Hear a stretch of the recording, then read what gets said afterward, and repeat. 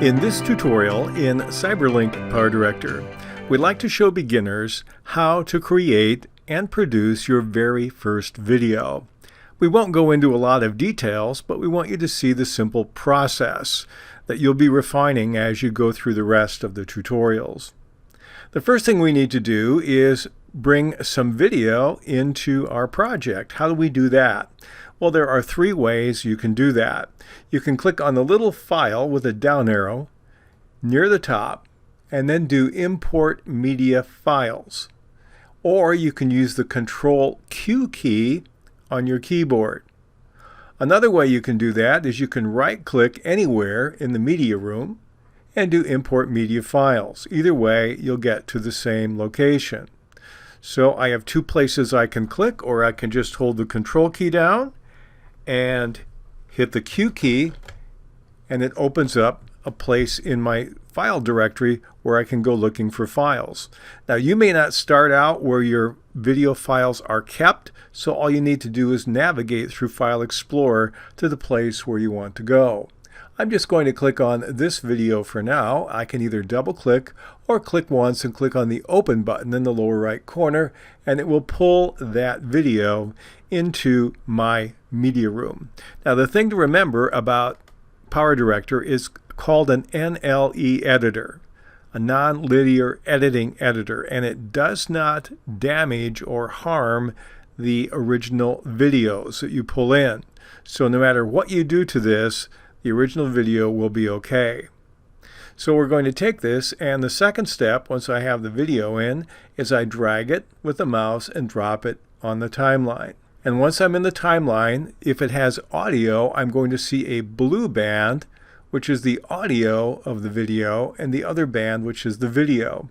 Now, in PowerDirector, the default would be that the videos that are on the bottom override any videos that are on the top. You can have up to 99 different tracks. But for now, we're just going to start with the one.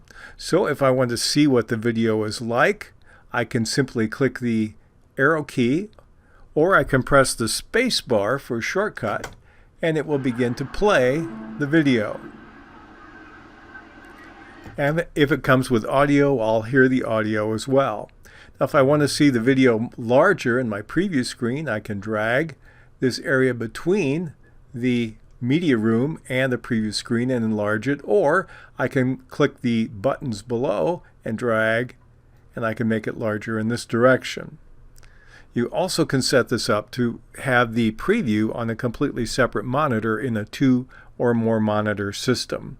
But let's assume I've got my video and I have it here, and I'm happy with it. We'll show you later how to cut it, how to shorten it, and how to do other things with it. But basically, you just simply drag and drop to put it on the track. Let's try it with another one, and I'll show you what we mean. I'm going to give myself some more real estate by closing this little sub window in this panel. I'll right click and do Import Media File again, and let's take another one from the same shot. Now I have a second piece of media in. I can take it and simply drag it and drop it, and it will snap to the end of the previous video. And now I see both of them. But the problem I have right now is it's off the screen. How do I see that if they're longer than the screen width? Well, you can click over here on the second button, and it says View Entire Movie, and it will change the display to cover everything you have in your timeline, on as many timelines as you happen to be using. The other option you have is if I take my mouse and move it above between these time signature numbers. I can hold the left mouse button down, and you notice there's a small arrow and a big arrow. If I drag it to the left, I see it in a smaller note. If I drag it to the right, I see it enlarged. Now, if it's off the screen and I still want to see it, I have the bar at the bottom that I can drag right or left to see all of my video. So that's the way in which you can see what's on the timeline. So you can shrink the display of it, or you can enlarge the display of it by using the mouse, or you can do everything that's on the timeline by simply clicking this button. It's a very easy way to go. So this is how you basically begin to build your project out of your video components. Let's assume for now that I'm done and I want to create my own first video. We'll get into the editing techniques in the future, but all I need to do is click on the Produce button, and it will save my project and give me this screen where I can see the video. And it asks me where I want to export it to and what format. Now here are all the formats available. I recommend most of you will find usefulness by using the H.264, MPEG, MP4. And then you can click on the down arrow and then you can pick the relative size. In terms of the screen size, 1280 by 720, 1920 by 1080, whatever. I'll use simply a 1280 by 720 and 30. And then all I need to do is, once I've decided where it goes, I click on the Start button, and it will begin to produce it. You'll see the slider move as it continues to produce the video. It will give you the elapsed time and the approximate time until the video is ready.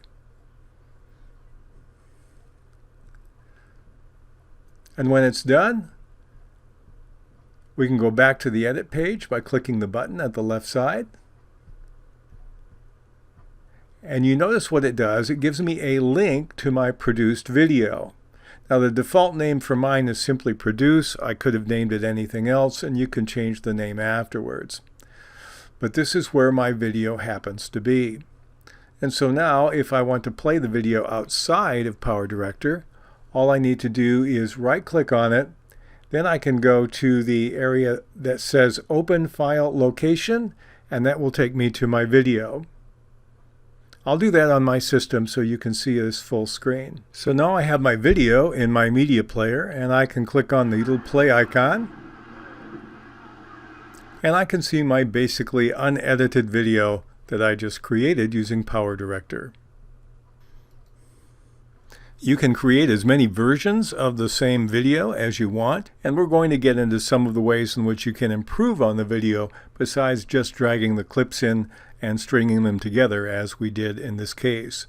But it basically shows you the process of bringing the media in and putting it on the timeline and then going into production.